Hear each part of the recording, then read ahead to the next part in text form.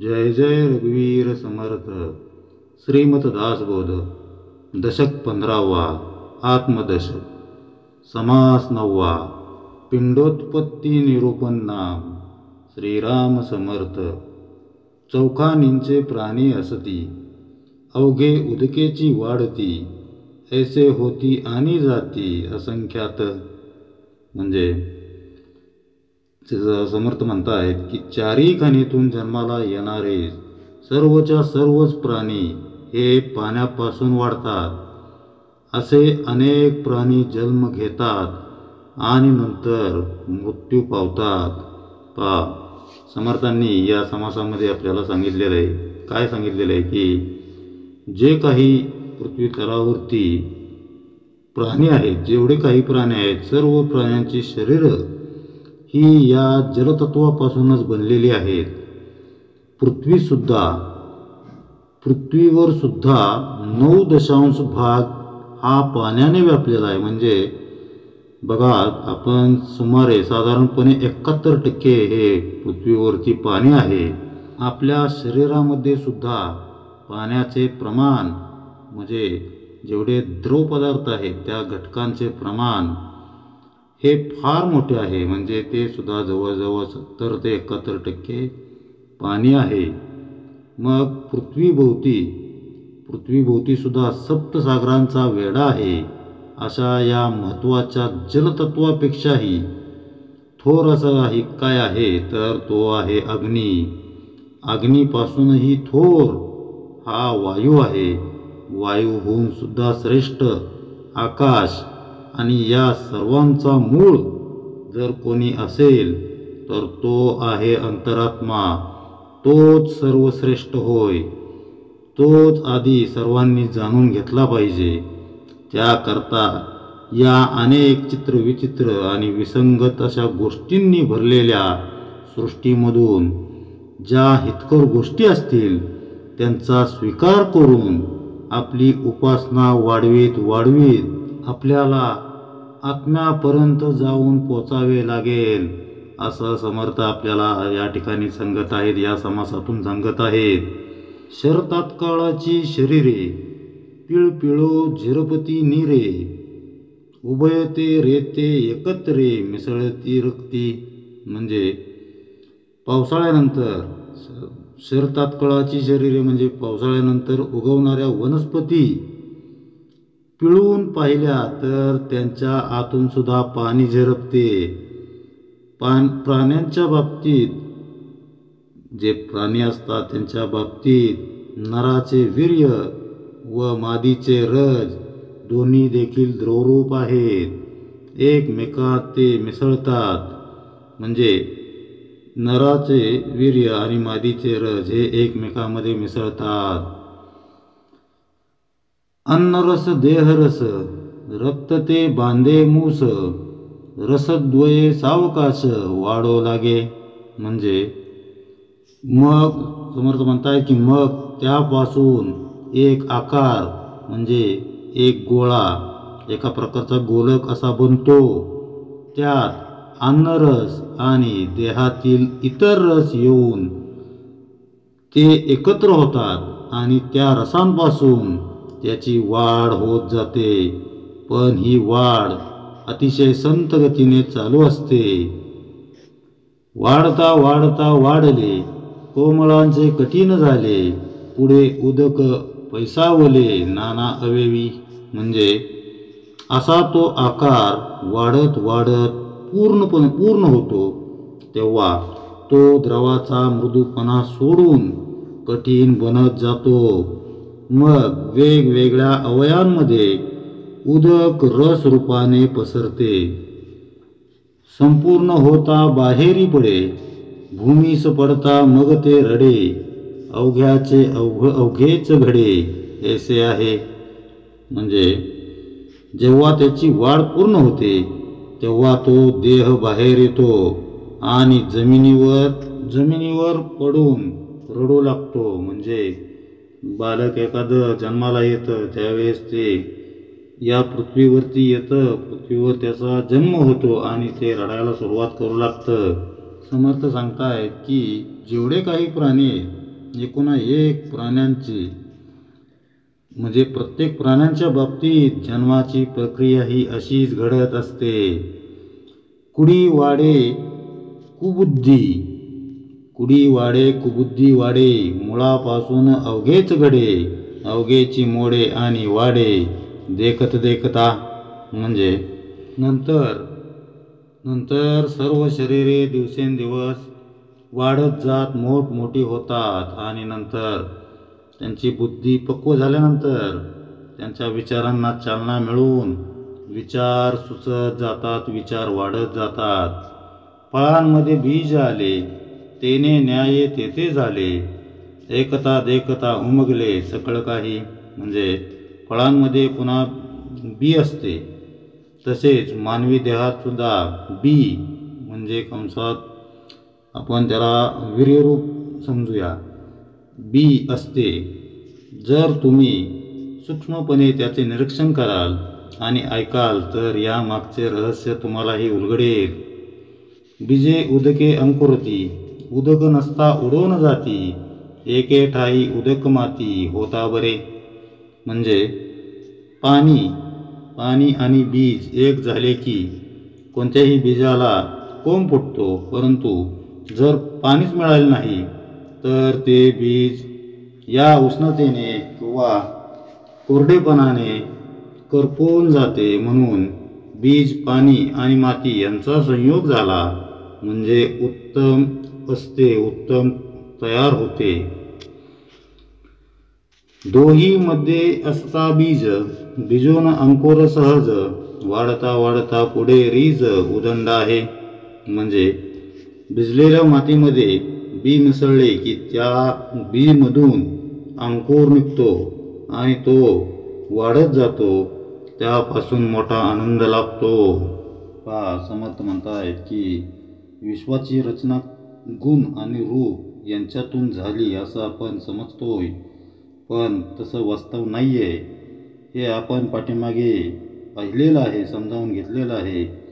या ब्रह्मांडाची निर्मिती कशी झाली असा विचार करू लागल्यावर निराकार, निर्विकल्प अशा संज्ञांच्या आधारे आपण कल्पना करू लागतो. पण ब्रह्मस्वरूपामध्ये कल्पनेला कसलाही थारा नाहीये. अनुमान म्हणजे एखादी गोष्ट आहे किंवा नाही या द्विधा अवस्थेमुळं ब्रह्मांडाविषयीची खरी संकल्पना आपल्या अंतरंगात उतरत नाही. त्यामुळं गुणरूपाच्या आधारे आपण तिला मनात स्थिर करू पाहतो. मात्र आपल्या मनाला उन्मन करून या गुणरूपयुक्त ब्रह्मांडाच्याही पलीकडं अमर्यादपणे विस्तारलेल्या परमात्म्याचं दर्शन करण्याचे, त्याची अनुभूती घेण्याचे प्रयत्न आपण समर्थांच्या मार्गदर्शनाखाली करत आहोत. या प्रयत्नात आपण खरं ज्ञान अर्थात जाणपणाचं महत्त्व आपण पाठीमागे समजून घेतलेलं आहे. ज्ञानानं प्रथम अज्ञान दूर होतं आणि नंतर ते ज्ञानही विलीन होतं आणि अद्वैत बोधाची अनुभूती येऊन संपूर्ण समाधान लाभतं. हे पटल्यानंतर श्रोत्यांनी विचारलेला प्रश्न म्हणजे श्रोता म्हणजे कोण? कल्याण स्वामी म्हणजे आमच्या प्रत्येकाच्या मनातील अनुमान प्रश्न हे समर्थांसमोर प्रश्नरूपानंच ठेवत आहेत. परावलीचा शब्द असावा तसं जे पिंडी ते ब्रह्मांडी हे वाक्य आपण अनेकांच्या तोंडातून ऐकत आलो आहोत. जे देहात आहे ते ब्रह्मांडात आहे असा त्याचा अर्थ आहे. पण त्याची नेमकी अनुभूती आली आहे का? तसं ऐक्य जीवनात कधी उतरलंय का? असा प्रश्न उपस्थित झाल्यावर ते म्हणणाऱ्यांची भांबेरी उडते. मग आपणही अंतर्मुख होऊन त्यावर विचार करू लागतो. पिंडी ते ब्रह्मांडी ही भावना जर दृढ असेल तर आपल्या वृत्तीत मोठं परिवर्तन घडवायला हवं. विश्व रामरूप पाहण्याचा आपला सहज भाव व्हायला हवा. पण आपली अजून ती अवस्था नाही. याचाच अर्थ पिंडी ते ब्रह्मांडी ही ऐक्य भावना आपल्या जीवनामध्ये स्थिरावलेली नाही आहे. स्वरूप स्थितीचा अंदाज आपल्याला अजून आलेला नाही हे कळण्यासाठी एका सुसूत्र विचारधारेची आपल्याला गरज आहे. फुलाचा सुगंध जसा त्याच्या आतूनच येत असतो, तसं पिंडी ते ब्रह्मांडी ही संकल्पना अंतरंगातच उमगायला हवी, तरच सृष्टी रामरूप बघण्याची दृष्टी प्राप्त होऊ शकते.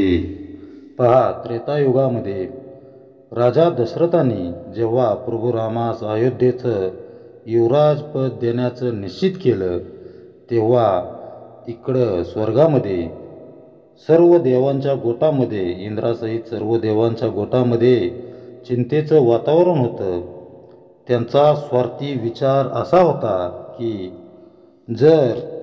राम जर युवराज झाला तर तो अयोध्येच्या बाहेर पडणार कधी, तो लंकेला जाणार केव्हा आणि रावणाचा वध करणार कधी, आणि आपल्याला स्वर्गसुख उपभोगण्याची स्वतंत्रता, स्वायत्तता आपल्याला मिळणार कधी, लाभणार कधी.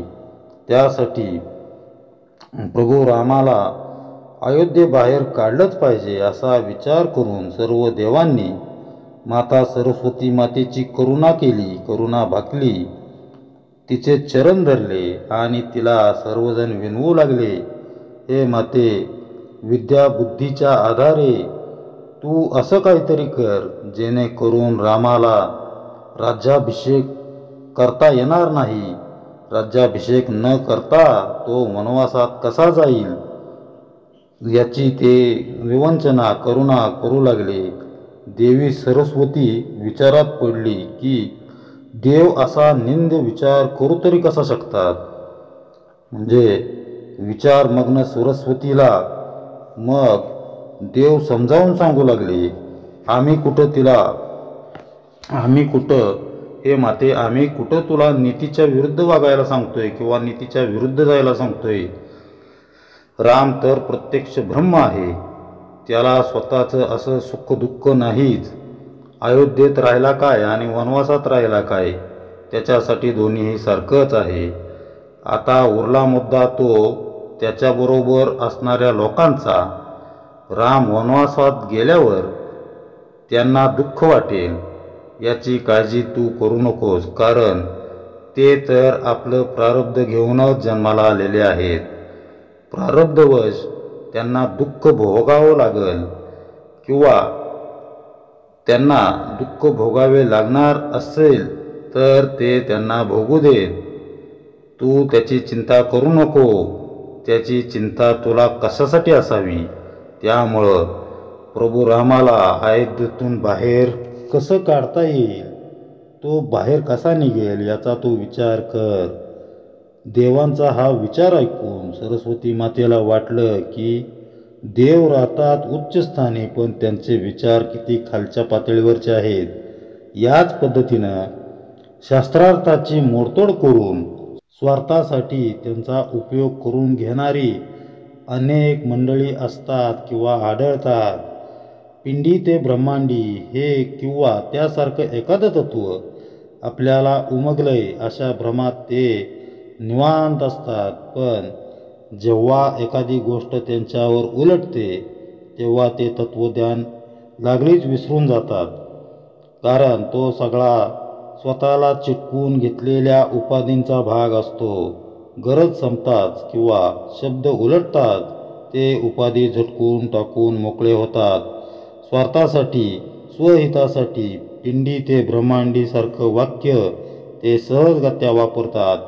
मात्र मनाविरुद्ध काही घडल्यावर त्यांच्या अंतरंगातील मत्सर डोकं वर काढतो आणि दुसऱ्याच्या सुखाकडं पाहून हे दुःख माझ्या वाट्याला का असं ते विचार करू लागतात. त्यावेळी मग पिंडी ते ब्रह्मांडी ही त्यांची ऐक्य भावना कुठं लोप पावते. ज्या पंचभूतांपासून मी बनलोय त्याच पंचभूतांपासून ब्रह्मांडही बनले. ज्या परमात्म्यापासून मला चैतन्य मिळाले त्याच परमात्म्यापासून ब्रह्मांडालाही चैतन्य मिळाले. ही त्यांची विचारधारा लागलीच आटून कशी जाते. यावरून हे सिद्ध होतं की आपलं शास्त्र हे अनुमानाचं शास्त्र आहे. ज्या ज्या वेळी जे जे सोयीचं असतं त्या त्यावेळी ते आपण स्वीकारतो, पण जेव्हा तेच गैरसोयीचं ठरू लागतं तेव्हा पारोसे कपडे उतरवून ठेवावेत तसं आपण ते तत्त्वज्ञान सहजपणे बाजूला ठेवून देतो. आणि तेही कसं? समर्थ याला अगदीच एकदम चपलक अशा शब्द वापरतात. घडीने घडी, घडीने घडी म्हणजेच वारंवार, स्वतःच्या सोयीनुसार. पहा, पुस्तकात वाचताना फार छान वाटतं, पण ते जेव्हा जीवनात उतरवण्याची वेळ येते तेव्हा ते आपल्यापासून पडलंय किंवा कसं ज्याची त्याला जाणीव होतेच होते. म्हणूनच गुरु सांगायचे, जो परमार्थात कृतीत येत नाही, व्यवहारात उपयोगी पडत नाही, तो परमार्थ कधी नाहीच.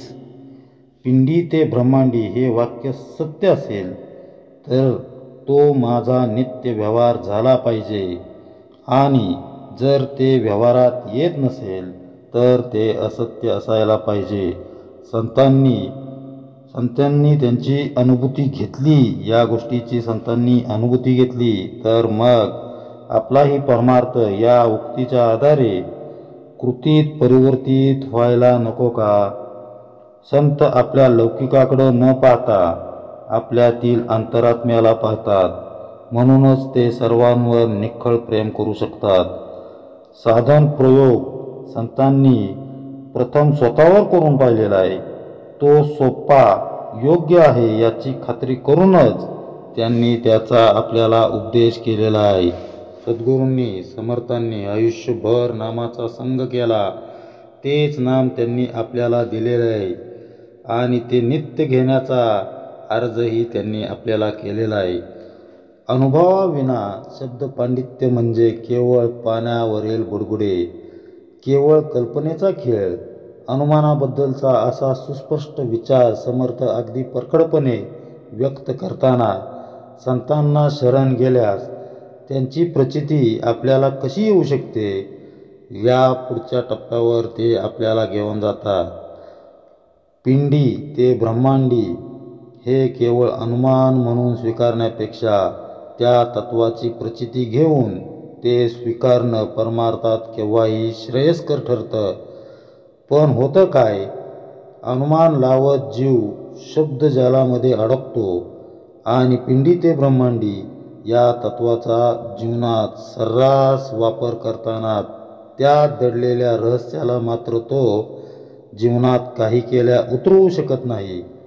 त्यामुळं या समाजातून आपल्याला समर्थ परमार्थाकडे बघण्याचा एक विशाल दृष्टिकोन प्रदान करू इच्छितात.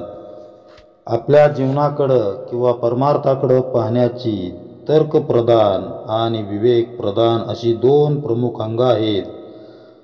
जीवन व्यवहारामध्ये प्रत्येक गोष्ट तर्कांच्या आधारे समजून घेणं ही मनुष्याची स्वाभाविक प्रवृत्ती आहे. किंबहुना तर्कवादाशिवाय व्यवहार चालणं अशक्यच असतं. त्यामुळं तर्कवादी व्यवहारकुशल जीवाचा भगवंताच्या अस्तित्वाविषयीचा दृष्टिकोन तर्कवादी राहणं हे ओघानंच आलं. प्रत्येक गोष्ट जोपर्यंत बुद्धीला समाधानकारक उत्तर देऊ शकत नाही तोपर्यंत मनुष्याचा तर्क हार मानत नाही. व्यवहाराकडे आणि परमार्थाकडे तर्कप्रधानतेनं बघण्याचा हा एक भाग झाला. दुसरा भाग आहे तो विवेकप्रधानतेचा, अर्थात श्रद्धेचा, अटूट अशा विश्वासाचा. परमार्थात काही भक्त तर्कप्रधान तर काही विवेकप्रधान दृष्टिकोनाचे असतात, मात्र ते भगवंताची भक्तीच करत असतात, त्यांना दिलेलं साधन करत असतात, नाम घेत असतात. तर्कप्रधान भक्त त्याच्या ध्येयापर्यंत पोचू शकत नाही, मात्र विवेकप्रधान भक्त भगवंतापर्यंत लीलया जाऊन पोचतो. ससा आणि कासवाच्या शर्यतीची गोष्ट आपण तर सर्वांनी ऐकलेलीच आहे, ती आपल्याला सगळ्यांना ठाऊकच आहे. शर्यत सुरू होताच ससा वेगामध्ये धावत जाऊन काही अंतरावर थांबतो. मीच जिंकणार अशा आविर्भावात तिथं तो विसावतो. त्याला झोप लागते. कासव मात्र संत गतीनं ध्येयावरील लक्ष विचलित होऊ न देता सशाला मागं टाकून शर्यत जिंकतं. तर्कवादी मनुष्य चिकित्सेमध्ये अडकून त्या सशासारखा झोपी जातो, तर विवेकवादी मनुष्य संत वचनांवर विश्वासून किंवा त्यांचा विश्वास ठेवून तर्कांच्या जाळ्यात न अडकता सावकाश भगवंतापर्यंत पोहोचतो. तर्क आणि विवेक यात अजून एक मूलभूत फरक आहे. तर्क श्रद्धा, अश्रद्धा आणि अंधश्रद्धा यांचा खात्मा करून टाकतो. पहा, तर्कवादी मनुष्य सहसा कुणावरही विश्वास ठेवत नाही. त्याला प्रत्येक गोष्टीचा पुरावा लागत असतो.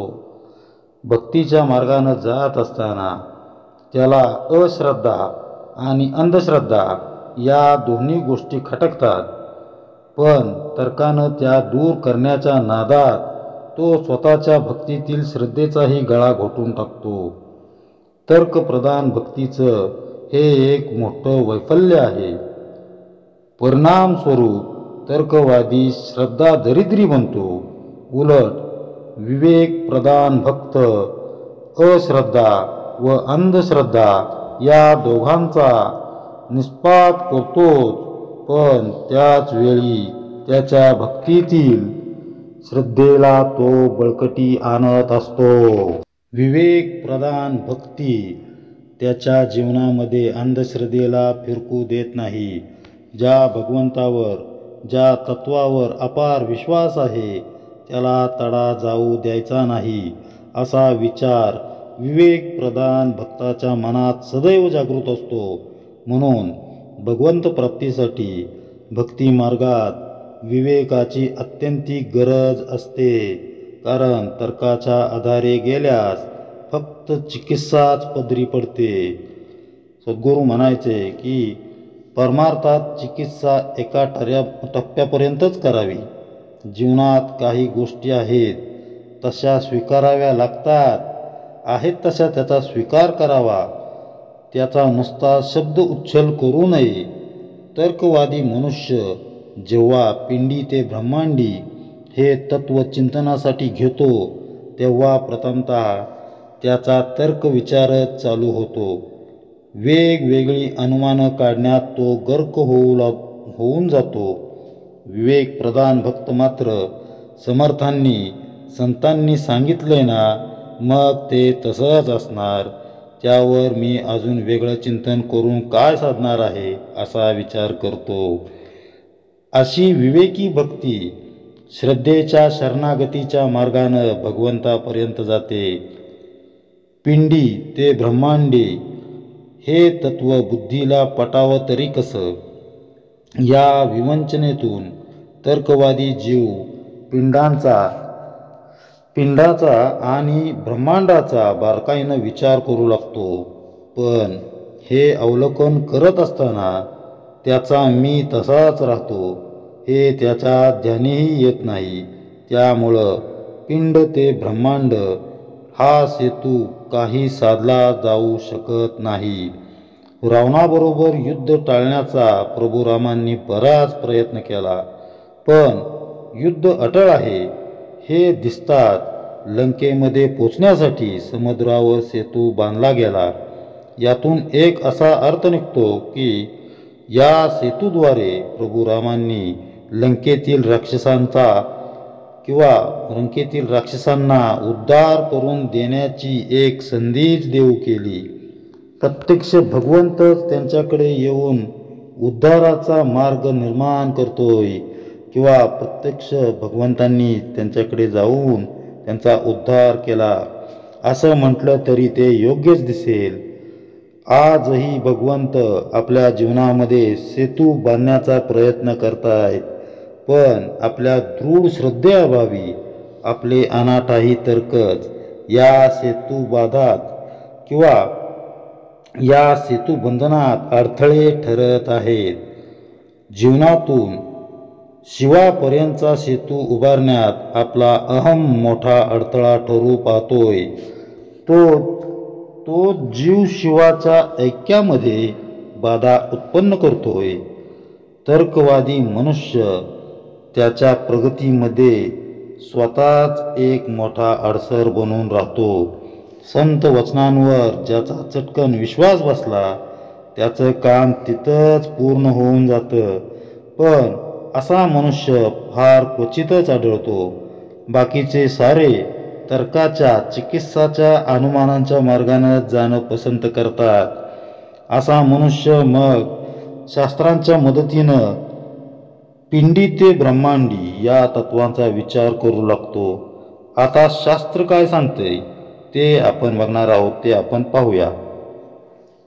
शास्त्रानुसार पिंडांचे 4 देह आहेत: स्थूल, सूक्ष्म, कारण आणि महाकारण. तसंच ब्रह्मांडाचे देखील 4 देह आहेत: विराट, हिरण्य, अव्याकृत आणि मूळ प्रकृती. आपल्या चर्मचक्षूंना पिंडाचा स्थूल तर ब्रह्मांडाचा विराट देह दिसतो. आपलं ज्ञान हे स्थूल व विराट देहापुरतंच मर्यादित आहे.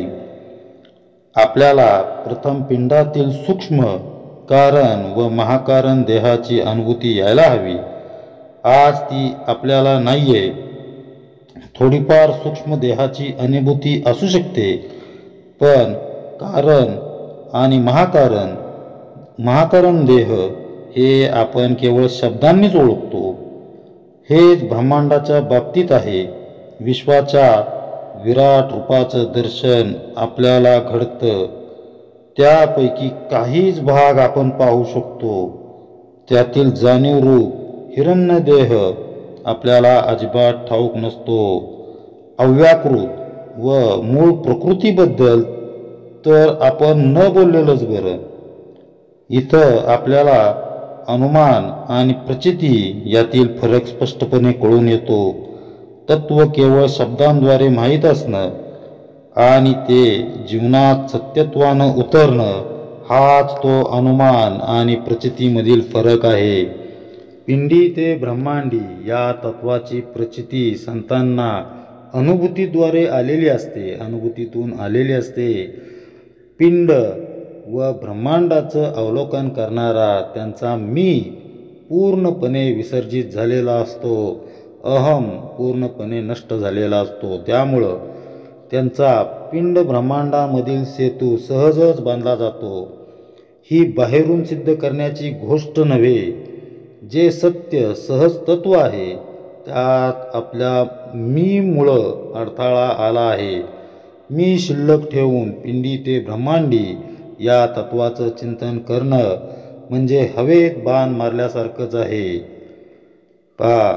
अनुभूती नसल्यामुळं शास्त्रांमधील वर्णन आपल्याला काल्पनिक वाटतं. संतांचे प्रचितीचे बोलही आपल्याला पटत नाहीत. का व्हावं असं? आपल्याला शास्त्राधार सहजपणे का बरं स्वीकारता येत नाही? आजच्या प्रगत वैद्यकशास्त्रानं मनुष्य देहाचा फार बारकाईनं अभ्यास केलेला आहे. पण स्थूल देहात आणखी 3 देह आहेत असं संशोधन किंवा निरीक्षण केल्याचं कुठंच आढळत नाही. एक्स-रे, CT स्कॅन सारख्या चाचण्यांनी सूक्ष्म देहाचं पृथक्करण करणं विज्ञानाला का बरं अशक्य व्हावं? सूक्ष्म देहच दिसत नाही तिथं कारण महाकारण देह केव्हा सापडणार? दृष्टीला पडणाऱ्या या विराट सृष्टीच्या अस्तित्वाला शास्त्राधार आहे. सूर्यकिरणांच्या ऊर्जेनं धरती सुजलाम सुफलाम होते. सौर मालिकेतील ग्रह त्यांच्या कक्षेत फिरत आहेत. सूर्यामुळं ऋतुमान आहे. असं असताना यात हिरण्य, अव्याकृत, मूळ प्रकृती हे इतर देह कुठून आले? हे आपले तर्क आहेत आणि तेच पिंडी ब्रह्मांडीच्या सेतूंमधील अडसर आहेत. अजून एक तर्क असा येऊ शकतो की जे पिंडात आहे तेच ब्रह्मांडात हे क्षणभर जरी मी मान्य केलं, म्हणजे पिंडात जसं अंतकरण आहे तसंच ब्रह्मांडाचं अंतकरण श्री विष्णू आहे. पिंडात मन आहे तसं ब्रह्मांडाचं मन चंद्र आहे. पिंडात बुद्धी आहे तसं ब्रह्मांडात ब्रह्म आहे. पिंडात चित्त आहे तसं ब्रह्मांडात नारायण आहे. पिंडात अहंकार आहे तसं ब्रह्मांडात रुद्र आहे. हे आपण ग्रंथांतून संत वचनांतून ऐकलेलं आहे, पण त्याची प्रचिती आपल्याला आहे का? आपले तर्कच आपल्याला पुन्हा एकदा प्रश्नांच्या खाईत लोटतात. ब्रह्मांडाचं अंतकरण विष्णू, तर मग विष्णूचं अंतकरण कोण? नारायणानं चित्तरूपात ब्रह्मांडाचा ठाव घेतलाय, मग नारायणाचं चित्त ते कोणतं? याचं उत्तर तितक्याच रहस्यतेनं देताना समर्थ सांगतात. पिंडात ज्याला अहंकार म्हणतात त्याला ब्रह्मांडात रुद्र म्हणतात. या रुद्राचा महारुद्र म्हणजे आपला सद्गुरू. आपले जे सद्गुरू आहेत ते त्यांच्या चरणी लागून आपल्या पिंडातील अहंकार त्यांना समर्पण करावा. पिंडातील अहंकार संपला की पिंड ते ब्रह्मांड यातील अडथळाच दूर होतो. ब्रह्मांडातील रुद्र अर्थात शिव परमात्म स्वरूप होऊन जातो. पिंड ब्रह्मांड या शब्दांचा पोकळ ओवापोह करणं, त्यावर अनुमान काढत बसणं हेच दुर्दैवानं आज ज्ञानाचं लक्षण समजलं जातंय. पण केवळ अनुमानानं पदरी घोर निराशाच पडते. हनुमान रूपी सद्गुरूंचे संतांचे चरण धरले तरच त्या तत्वांची प्रचिती अनुभूती येते. ही प्रचिती आपल्या जीवनामध्ये काय बदल घडवून आणते याचं आपण पुढे चिंतन करणार आहोत. समर्थ पुढे म्हणतात, नाना शस्त्रे नाना मते देवची बोलीला समजते. नेमका नेमक वेचता वेचते कर्मानुसार. म्हणजे जगातील नानाविध शास्त्रे त्यांच्या वेगवेगळ्या मतप्रणाली या आत्म्यानेच निर्मिलेल्या आहेत. तसेच नियमबद्ध आणि स्वैर तशाच व्यवस्थित आणि अव्यवस्थित घटना प्रत्येक जीवाच्या कर्मानुसार घडत जातात. देवास अवघे लागे करावे, त्यात घेऊ ये तितुके घ्यावे, अधिकारासारिखे चालावे म्हणजे बरे. म्हणजे सर्व विश्वाचा कारभार देवांच्या प्रेरणेमुळेच चालतो. ही गोष्ट जरी खरी असली तरी त्यातून जे घेणे योग्य असेल, जेवढे आपल्याला योग्य वाटते तेवढेच घ्यावे. स्वतःचा अधिकार म्हणजे बुद्धी आणि शक्ती ओळखून वागत गेलो तर ते हितकारक होते. आवाहन विसर्जन ऐसेची बोलिले, विधान पूर्व पक्ष झाला येथून सिद्धांत पुढे. म्हणजे कर्म मार्गात पूजा विधीमध्ये आवाहन म्हणजे देवाला आमंत्रण आणि विसर्जन म्हणजे देवाला निरोप असा एक विधी आहे. देव आणि मी अशी वेगळीपणाची धारणा मनात असेपर्यंत अशा तऱ्हेने पूजा केली जाते. इथपर्यंत पूर्वपक्ष मांडून झालेला आहे. आता पुढच्या समासामध्ये सिद्धांत अंतिम निर्णय तो मी मांडणार आहे असं समर्थ म्हणतात. पहा, समर्थ म्हणतायत की अनेक शास्त्रांचा विचार करत बसण्यापेक्षा सद्गुरूंचे चरण धरा, संतांचे चरण धरा, तर त्या तत्वाची सर्वांची तुम्हाला प्रचिती येते किंवा अनुभूती येते. आता त्या प्रचितीचा आपण अभ्यास पुढे करणार आहोत. रुद्राचा रुद्र असणाऱ्या महारुद्राला अर्थातच सद्गुरूंना शरण जाणं, त्यांच्या चरणी आपल्या अहंकाराचं संपूर्णपणे विसर्जन करणं हाच पिंडी ते ब्रह्मांडी या तत्वाच्या प्रचितीचा अनुभूतीचा मार्ग आहे. हे आपण समजून घेतलेलं आहे.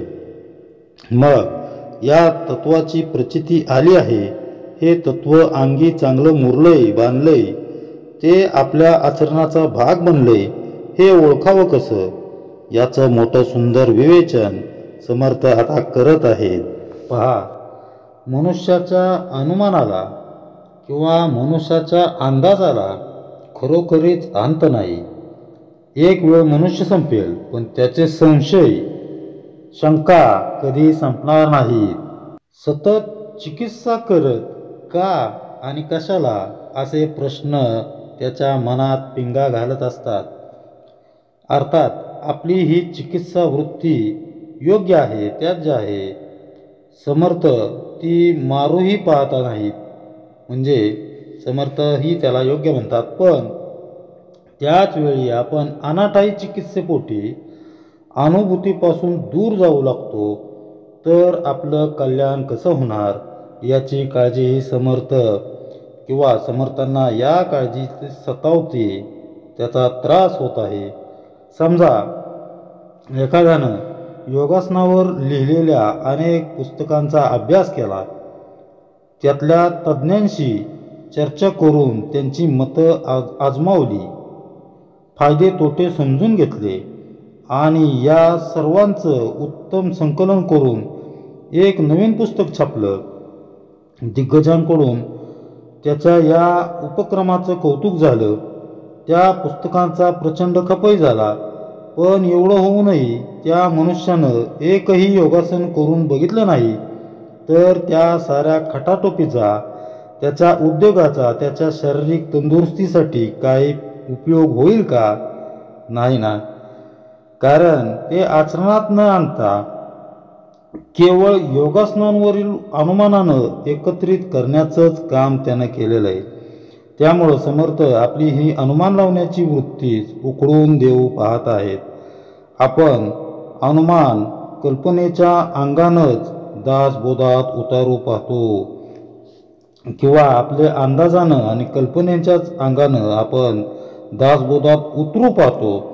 आपलं परमार्थिक शिल्प घडवताना समर्थ आपल्या अनुमान वृत्तीचा ढपला पहिल्यांदा काढून टाकत आहेत. आपला तर्कवादी दृष्टिकोन बदलून शरणागतीच्या पंथावर ते आपल्याला घेऊन येत आहेत.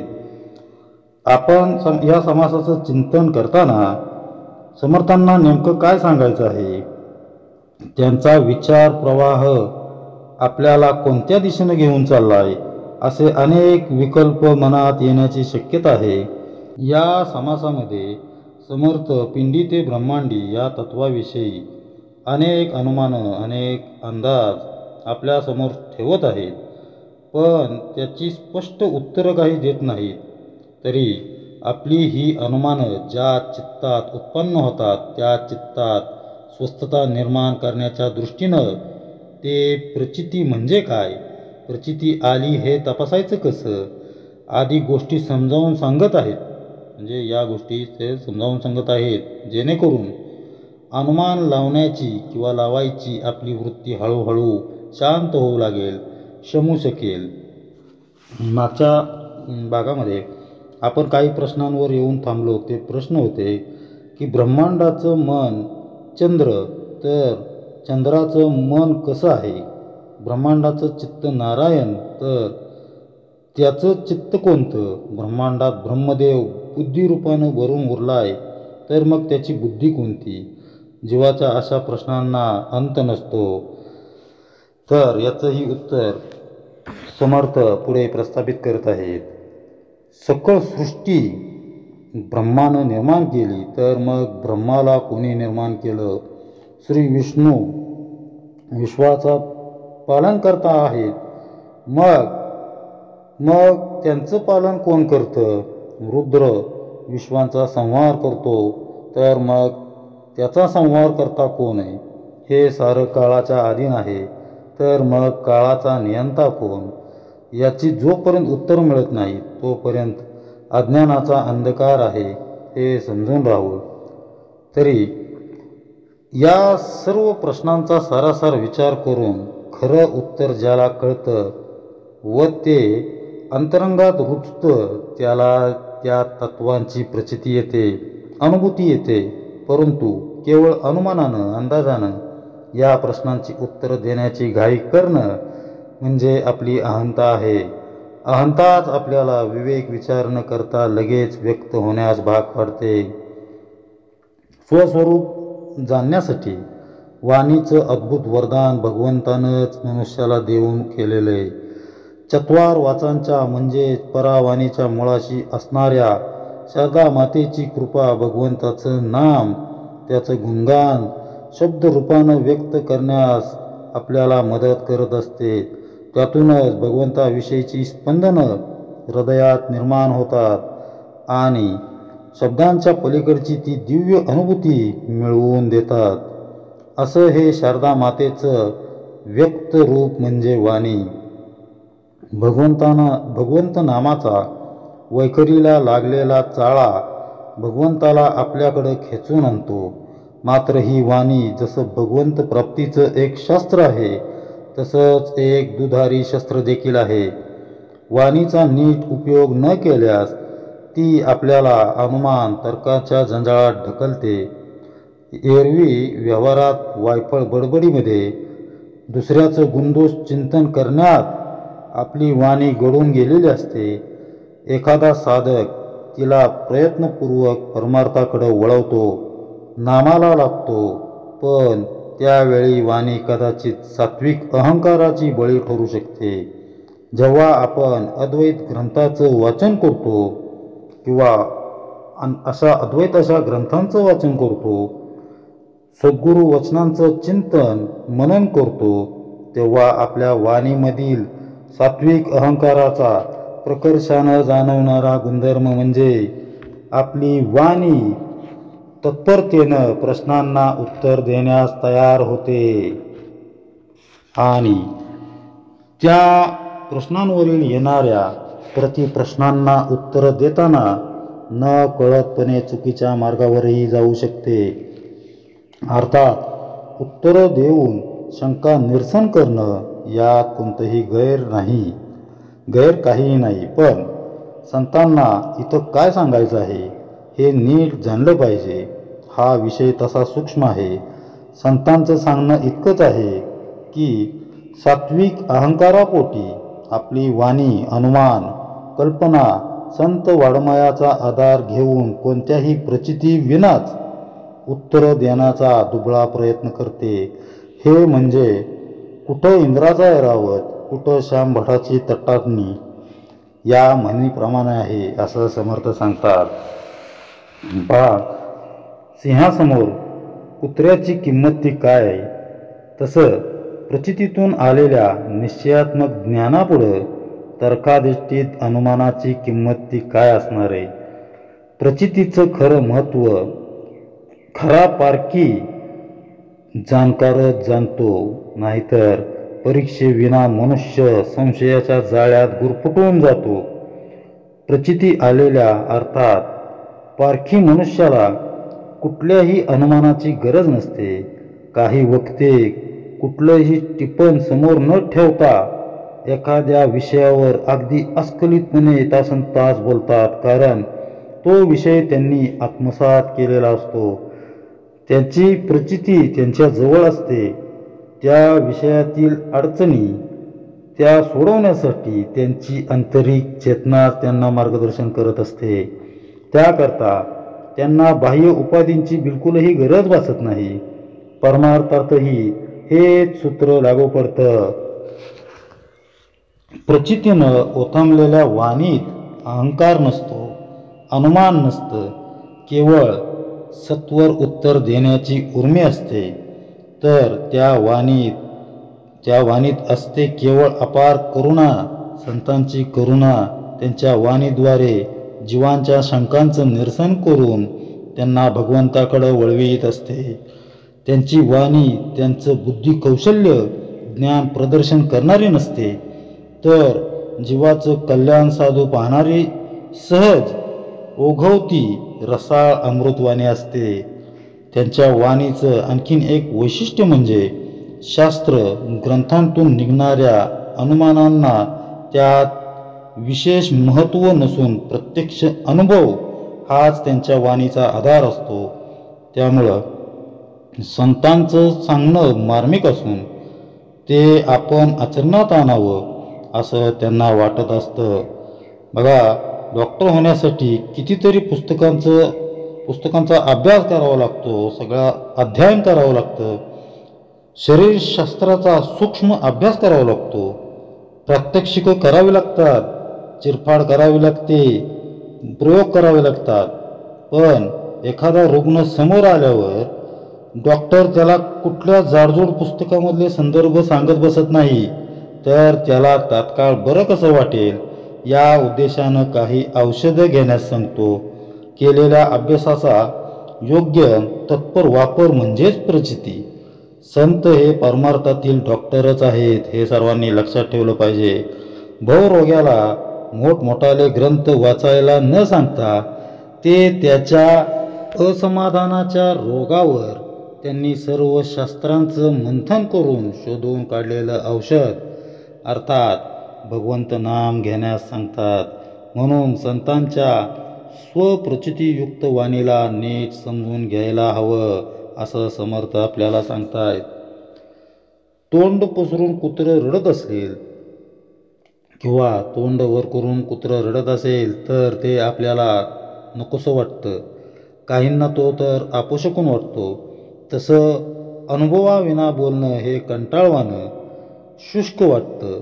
पिंडी ते ब्रह्मांडी या तत्वावर अनेक जण सात्विक अहंकारातून बोलतात, वेगवेगळ्या ग्रंथांतून अनुमानं काढतात, शास्त्रांचे संदर्भ देतात. पण हे सारं प्रचितीविना घडतं. हे समजून घेण्यातच या समाजाचं सगळं मर्म दडलेलं आहे. मौन, शांती हे प्रचितीचं बोलणं आहे, परमतत्व आहे, हे सत्यच आहे, ते केवळ आहे. त्याला सिद्ध करण्याला आणखी कुठल्या आधाराची गरज नाही आहे. अंतरंगातील मळभ हटले, ज्ञानाचा प्रकाश पडला की ते सत्य कळतं, उमगतं. आणि पिंडी ते ब्रह्मांडी हा विस्तारच मुळात कल्पनाविलास असून हे अवघं चराचर एका भगवंतानं व्यापून उरलेलं आहे याची खात्री पटते. शब्दांच्या आधारे द्वैत नाही असं सांगणंही एक अनुमानच आहे. शरीराचा एखादा अवयव शरीरापासून जसा अलग होऊ शकत नाही, तसं पिंडी ते ब्रह्मांडी हे तत्व शब्दांच्या आधारे मांडून त्यातील साम्य दाखविणं म्हणजे शुष्क अनुमानाच्या राशी ओतण्यासारखं आहे. अनुमानाच्या आधारे शास्त्री पंडित त्यांचं स्पष्टीकरण देण्याचा प्रयत्न करतीलही, परंतु खरे जाणकार पारखी काय करतात ते समर्थ पुढे सांगत आहेत. चालण्यावरून एखादी व्यक्ती आंधळी आहे हे शहाणी माणसं ओळखतात. तसं बोलणं अनुभवाचं आहे, प्रचितीचं आहे किंवा नाही हे ओळखूनच ते प्रमाण मानावे. संतांचे बोल हे अनुभूतीचे असल्यामुळं ते थेट अंतकरणाला भेटतात, आपल्या वृत्तींना मुळापासून हलवितात. त्यावेळी पिंडी ते ब्रह्मांडी हे तत्व अनुमानाचं न राहता त्याची आपल्याला प्रचिती येऊ लागते. असं हे अनुमान निरसनाचं शास्त्र समर्थ त्यांच्या रोकड्या प्रचिती भरल्या वाणीनं आपल्याला समजावून सांगत आहेत. पिंडात म्हणजे देहात जे जे काही आहे ते सारं विस्तारानं ब्रह्मांडात आहे. हे सिद्ध कसं करायचं, ते आपल्या प्रचितीला कसं येऊ शकतं. वास्तविक जे सत्य आहे ते ज्ञान प्रकाशात प्रचितीला येतच, मात्र अज्ञानाच्या काळोखामध्ये ते सत्य आपण अनुमानाच्या आधारे सांगण्याचा प्रयत्न करतो. म्हणून वरचे सगळे प्रश्न उपस्थित होतात. आपल्याला प्रश्न पडत राहतात, चुकीचे प्रश्न पडत राहतात. अनुमान बऱ्याच वेळा विपर्यस्तही असू शकतं, म्हणजे त्यामुळं त्याला सत्यापर्यंत अर्थात भगवंतापर्यंत पोचूच देत नाही, ते पोचूच शकत नाही. अशा चित्रविचित्र अनुमानांच्या आधारे आपण पिंडी ते ब्रह्मांडी हे तत्व जाणण्याचा प्रयत्न करतो. हे तत्व तर शब्दांच्या पलीकडचं आहे, त्याला शब्दांचा स्पर्श देखील सहन होत नाही. ती प्रचितीची आचरणात आणण्याची अवस्था आहे, ती संत प्रवृत्तीची उन्नत जीवनशैली आहे, कशी असते ही अवस्था. असं आहे, आपल्या ज्या ज्या देहाधिष्ठित जाणीवा संवेदना आहेत त्या सर्व विश्व मनालाही लागू पडतात. आपण मात्र मी म्हणजे देह या संकुचित भावनेनं त्या जाणीवांना देहाच्या अवतीभोवती जकडून ठेवलेलं आहे. सद्गुरूंनी आपल्याला दिलेलं साधन नाम आपल्या वृत्तींना व्यापक बनवते. परब्रह्मापर्यंत जाण्यासाठी आपल्या वृत्ती जितक्या लांब रुंद असतील तितक्या त्या अधिक फायद्याच्या. हे सूत्र आपण पाठीमागे अभ्यासलेलं आहे. साधनेमुळं जसजशी आपली वृत्ती व्यापक होऊ लागते तसतशी आपल्या देहबुद्धीशी समरस झालेल्या मनाला विश्व मनाची जाणीव होऊ लागते. साधन तीव्र होऊ लागलं की देहाला चिटकलेलं मन उन्मन होऊन विश्व मनाशी एकदा का तदाकर झालं की पिंडी ते ब्रह्मांडी यामधलं द्वैतच विरून जातं, संपुष्टात येतं. ही संकल्पना सत्य असली तरी शब्दांच्या साह्यानं ती सिद्ध करता येऊ शकत नाही. या संकल्पनेविषयी रामायणामध्ये महाभारतात आलेले काही आपण प्रसंग बघणार आहोत.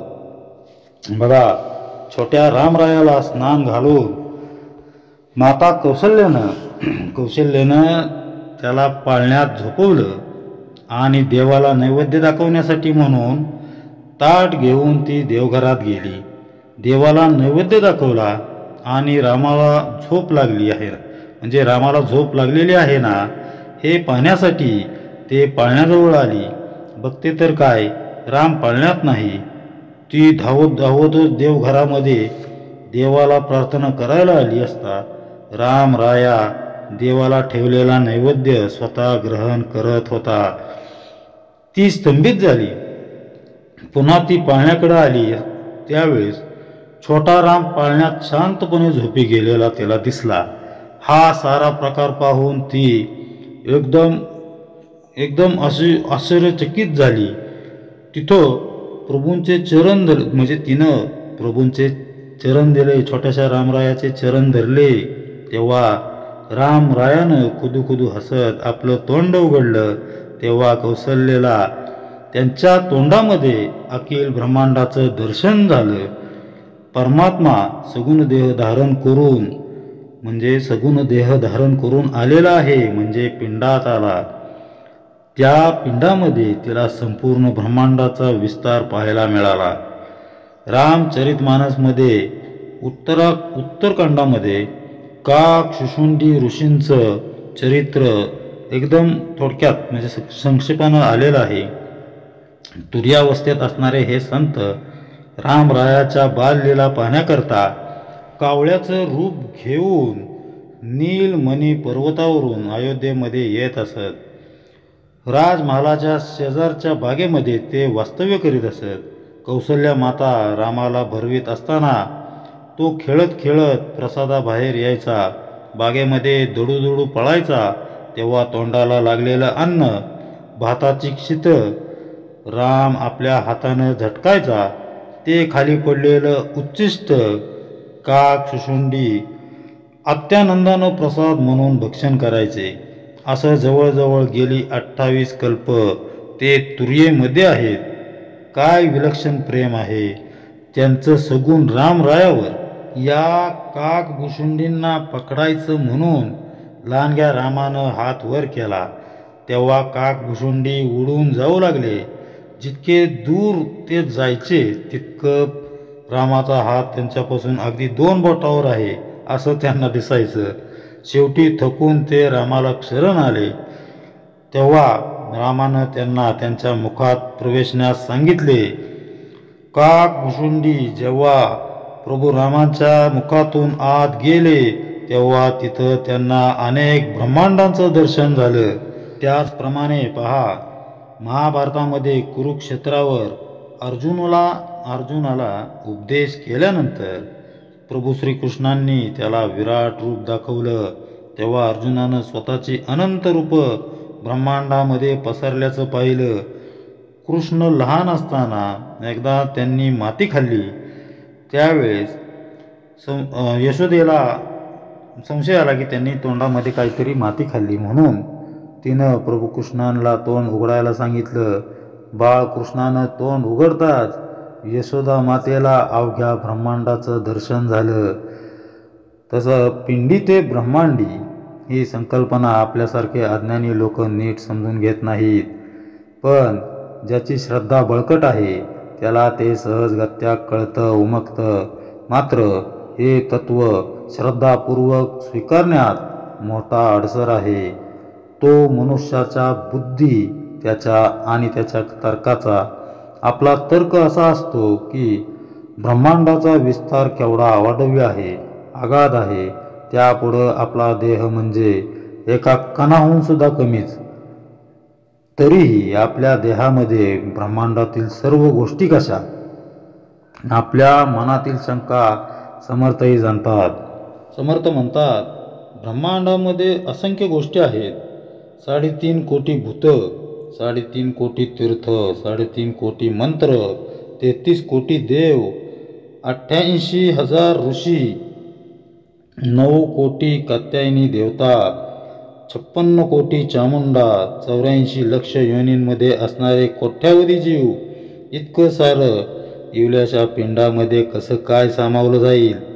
हा मनुष्यबुद्धीचा तर्कवाद आहे.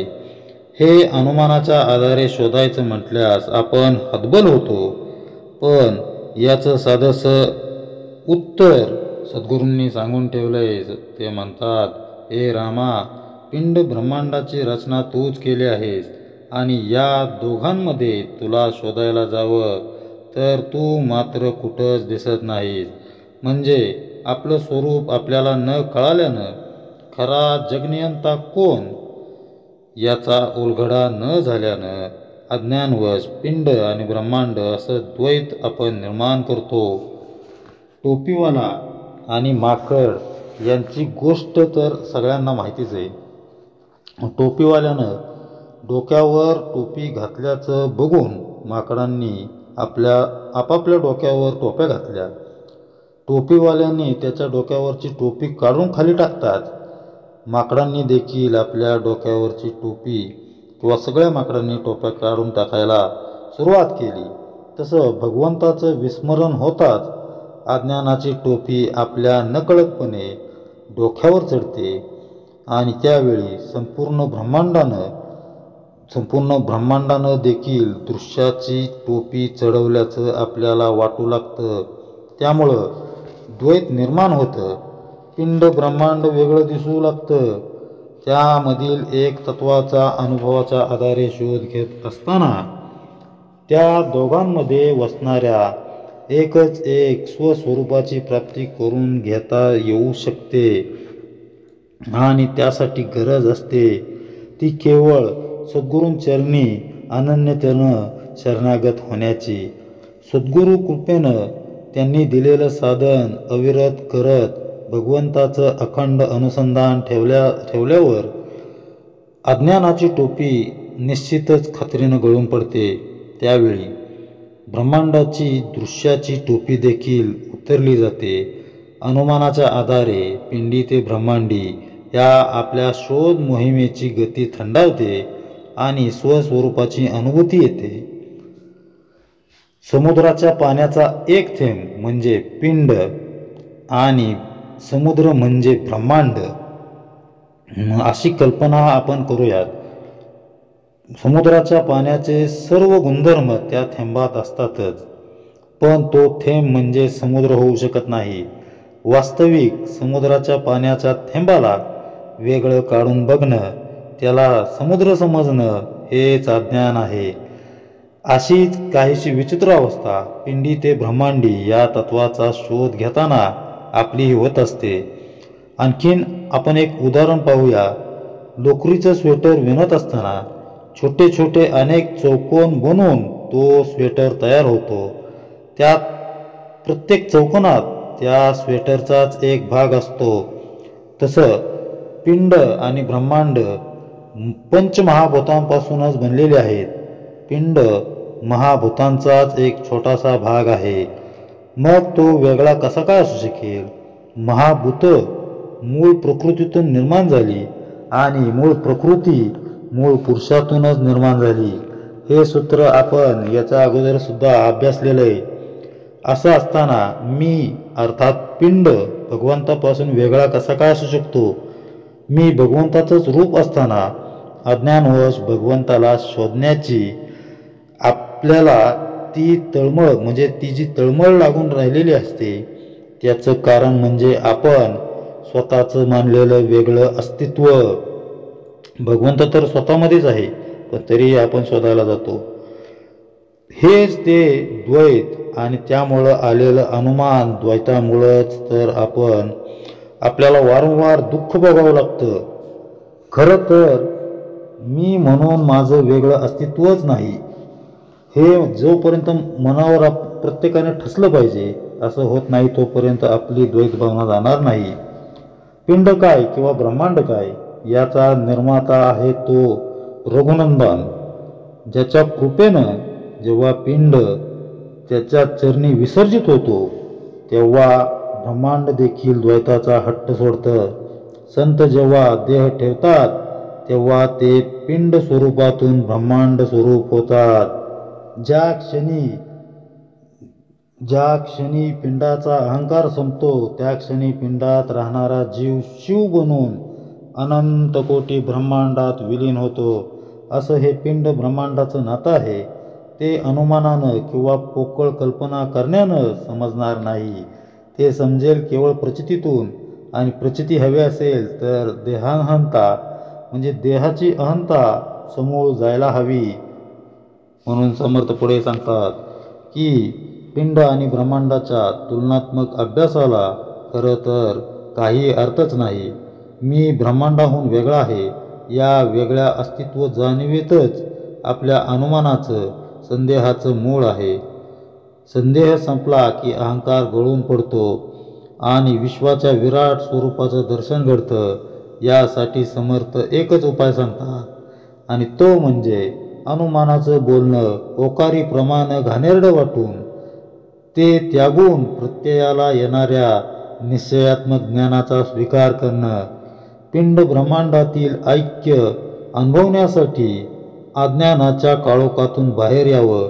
अनुमानांचा धुडगूस थांबवून दोन्हींमध्ये पंचमहाभूतांचा पंचभूतांचाच खेळ चालू असतो याची रोखडी प्रचिती घ्यावी असा आग्रह समर्थ धरत आहेत. पिंडी ते ब्रह्मांडी हा कल्पनाविलास एकदा का थांबला की जीवाची जाणीव कशी व्यापक बनते आणि तो सर्व जीवांच्या जाणीवेशी कसा एकरूप होतो ते आपण पुढे येणाऱ्या निरूपणांमधून समासातून आपण पाहणार आहोत. इति श्रीदासबोधे गुरुशिष्य संवादे पिंडोत्पत्ती निरूपन्नाम समास 9वा. जय जय रघुवीर समर्थ.